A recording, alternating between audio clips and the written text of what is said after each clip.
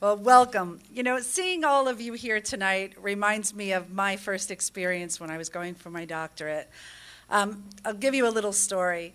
I had a decent job. I was director in Montclair in the Curriculum Resource Center. I was very happy, and I had my first son, and then, surprise, I had my second son pretty quickly. And so I decided that I wanted to be a stay-at-home mom, to stay at home with my children, and so I gave up my position and stayed home. And then after about 1 year of being home with a 1-year-old and a 2-year-old, perhaps almost 3-year-old, I decided I need adult conversation and some stimulation once again, and said, you know, I can go for my doctorate. I can do this. I had my master's in English, and I enjoyed the experience. It was hard work, but I could do this. And so I decided that I think I can get a doctorate, but now I have to make a commitment to getting a doctorate. And that's the difficult part. It's the commitment. You know you're going to be committing your time, your family's time, your job. There's going to be a lot of things that you have to give up to do this. And it has to become a priority in your life. It's not an easy thing to do. So I decided, well, let me think about this. In 5 years, where do I want to be? And I encourage you to do the same. In 5 years, where do I want to be in time? Okay, well, my children will be in elementary school. They'll be in school at that time. So I certainly don't want to be at home anymore. I definitely want to be out in the workforce. And I want to be able to do something that will allow me the time to be with my children, to be there for them when they have important things that a mother should be. And so I said, okay, I want to do something that will give me the flexibility to make my family a priority. But I also want something that's stimulating to me, something that can bring me to a different place than just sitting every day in the same job. If you know me, you'll know I'm a person that enjoys change. I don't like things that are stagnant. And then I thought, okay, where do I want to be in 10 years? In 10 years, my children will be going off to high school, which is exactly where I am today. My son is now a freshman. My other son is an 8th grader. And so where would I like to be in 10 years? Well, in 10 years, I want to be in a job that I can grow. I want to be in a job where I can move forward and do more. As my children grow and as they move in their lives, I too want that same thing. And so back 10 years ago, I thought, okay, I'm going to make the commitment. I'm going to get my doctorate. I'm going to do it. Others have done it. I can do it too. So I went the first day to the orientation, and I sat amongst 25 other doctoral students sitting there for the first day, and I looked around and I thought, am I as smart as these people? I don't know. I'm not quite sure. So I thought, okay, for the first 2 days I didn't speak. I thought it would be smart to listen and to assess the situation. And so for 2 days I sat there, not really talking very much, kind of listening to the others speak and getting used to the whole experience. And after 2 days I thought, yes, I can do this. I'm as smart as these people. I can start to contribute. And so that's how my experience began. By day 3, I was very comfortable and probably talking too much, as some of you may know. But that's okay, because that's what you need to do. You need to listen, and you also need to contribute. That's the only part of learning that you're going to be able to get as much as possible out of it. You have to be able to do both. So after I've decided to go into my doctoral program, and I sort of, thought, all right, it'll be the same as my master's. It isn't. A doctoral program will change you. It will change you in amazing ways. You will find, have you ever had a conversation that you were so passionate about something, and you had this wonderful discussion with someone, and you said, oh my God, that was wonderful. Like, really, I was so excited about that. That's what your 3 years will be like in a doctoral program. When you graduate, and I know most people say, oh, I'm done, thank goodness I'm done, you'll miss it. It really is a transformative experience. You'll get out of a doctoral program what you can't get anywhere else. We try to replicate it in our department. We say, let's have different types of discussions. Let's have different meetings, brown bag lunches. Let's try to bring back what we got out of our doctorates, because it was a wonderful, transformative experience. Doctors aren't born. Every person with a doctorate earned their doctorate in a wonderful program that transformed them. Those people that have their doctorate that you can look up to are those people that were in wonderful doctoral programs. Because truly, you need to be in a great program to become the butterfly that you want to be, to go through that whole transformation. You know, getting your doctorate not only changes you personally, but as Dr. Toomey indicated, it does change how people look at you. When I go get my car tuned up, I'm Dr. Zieger. When I go to the hospital, I can park in the doctor parking. I'm just kidding, I'm not. You know what I'm saying. So people do respect you because you have given that commitment. You've given that time. And you do deserve that respect for what you've done. It is an accomplishment. When you go up there to be hooded at graduation, it's the day that you remember for the rest of your life.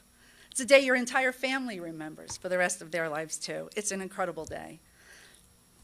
So, without further ado, I'll tell you about our specific program.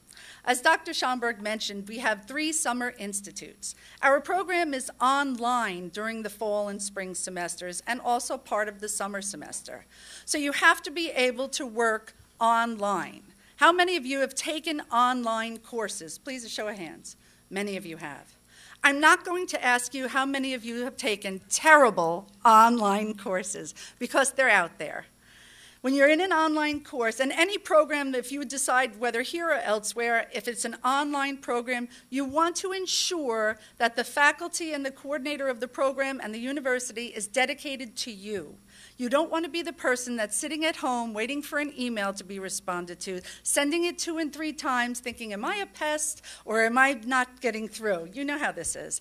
So this is truly important. You want people that are dedicated to good pedagogy, good online teaching and learning. Really very important. So we start off our program with the Summer Institute. The Summer Institute is 1 week, 40 hours, 9 to 5 on this campus. I can give you the dates for the next 3 years for the Summer Institutes. They are going to be July 15th to 19th in 2013, July 14th to 18th, 1 day earlier the following year, and 1 day earlier the 3rd year, July 13th to 17th. It's always the 2nd week of the Summer 2 semester. So it's 1 week, intensive, 9 to 5. We eat, we talk, you get to meet all of your faculty, you'll get the whole year's worth of textbooks you need to purchase. Everything that you could possibly need to set you up for success is done during that Summer Institute. In addition, the first Summer Institute will start with your creation of your educational technology leadership style. So basically what we try to do is say, okay, what is your educational leadership position? What do you want to be as an educational technology leader? What are your hopes? What are your dreams? What are your goals? What is your educational philosophy? How do you plan to reach your goals? And so we start at the first Summer Institute developing a professional plan for you. We'll start with your electronic portfolio during that Summer Institute, and in that portfolio, which will of course be online, in that portfolio, you'll start to create the backbone for the entire program. Every course that you take, all of the things that you do, will be put into this portfolio as you go through each year, so that you're building up the repertoire of skills, of knowledge, and your dispositions. I am sure those will change from the beginning until the end. You will see an evolution in yourself across the 3 years. And so each Summer Institute, this will be something that you work on, the portfolio, as we move along. And we'll have, at the 3rd Institute, a committee that sits with you, and you will present to not only the committee, but all of your colleagues, your portfolio. As our program moves forward and we have new cohorts each year, all of those cohorts will also be included in the Summer Institute. So one of the very most important things about a doctoral program that hasn't been mentioned yet is networking. You will be involved with 75 at once very smart people that have the same goals, but have different areas in which they're interested. Very important to network. I still keep in touch with a lot of the people I went with for my doctorate. We rely on each other for a lot of different things. And the more networking, the more people that you're exposed to, the better you have for opportunities. And so that's what happens during the Summer Institute. After the first Summer Institute, you then have the coursework. Dr. Schomburg said it's 20 credits each year between the Summer Institutes. And those are completely online. Now, please, if you've been in our EdTech Master's program, you're probably well aware of our response time with regard to emails. You know, most people say, well, we try to respond within a few days. I'm much more interesting virtually. I am online continuously. We really do try to respond at least within 24 hours. I tell people all the time, don't call, email. I have it on my phone. I can get right back to you. It's simple. So we really do ensure that you are part of our community. Dr. Toomey already knows every one of your names. I'm not kidding. But truly, you become part of the community in our department. And as our doctoral candidates, particularly our first cohort, we're certainly going to ensure that we don't lose anyone in the program. Part of the research that I did for my dissertation was to look at doctoral programs and the attrition rates. And we found that when you look at programs that are just individual, where you go and you take your courses as planned and so on, the attrition rate is awful. The number of students that don't finish, that just go to their dissertation, is probably about half. And that's an awful thing to think about when you pay for all of this tuition and you participate in 3 years of coursework and then don't get that doctorate. It's a terrible thing. So one of the things we did was to create it as a cohort program, because a cohort program has almost a 90% retention rate. If you want to leave, your friends don't let you. It's just not going to happen. Neither would the faculty, because we know you. You become part of our family. And I know it sounds, oh, it's a family, hokey. It really isn't that way. We all are a family. We're a small department, so we're able to know every one of our students. Those that are alum from our program, I'm sure you're more than happy to talk to them and kind of get an idea about our faculty, our philosophies, and how we interact with students. This isn't a program in which you're left to fend for yourself. The types of courses that we offer, just going through. So you get things like, in this first summer, you'll have the Principles of Educational Technology Leadership and Data Analysis and Report Writing. In data analysis and report writing, we try to set you up so that you can do the type of research that you need to do as a doctoral student. You understand how to collect data, the different types of research that are out there, right at the very beginning of the program. So it isn't as if this is something that's sprung onto you at the end of the 3 years where, okay, now write your dissertation. This starts right from day one so that you get help to get to the point where you want to be in 3 years. In the fall, there are 2 courses, one called Global Issues in Educational Technology Leadership, and the second, Cross-Discipline Studies in Technology. And I'd like to give you just an idea of one of the projects from each of those courses. Specifically, the Cross-Discipline Studies in Technology, one of the projects in that course is to create what I'd like to think of as a theme park in your discipline. So if you think about how Disney or Epcot is set up, in which you go into the theme park and there are different rides and attractions that give you information and different types of experiences, in this course, because it is cross-curricular, we'd like you to think about ways in which you can use technology to introduce different ideas in your subject area. So as an example, you're going to invent exhibits, or what we might call rides, in your theme park, and then you're going to talk about how you can integrate technology into each of those exhibits. So how many of you have gone to a museum? Some museums are just wonderful, where they're interactive and they bring you right in. There's one in Boston at the aquarium where there's a virtual fish tank, and you actually control the fish in the tank, and you can do different things.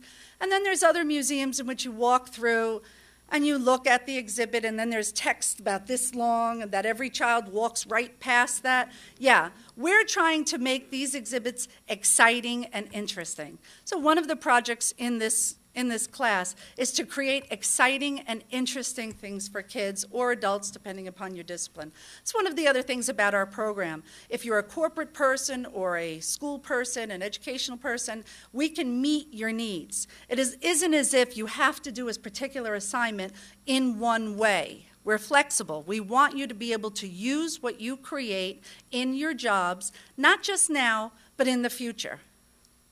So if something that you're thinking about doing, you might want to try something new, as Dr. Toomey talked about, innovation, we're more than happy to support that.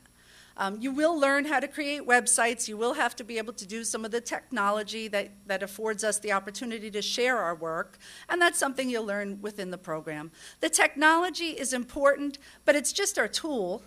So if you don't know it, you'll learn it. If you are familiar with technology, then great, you have a one step up, but you're still going to learn a lot more. I promise that.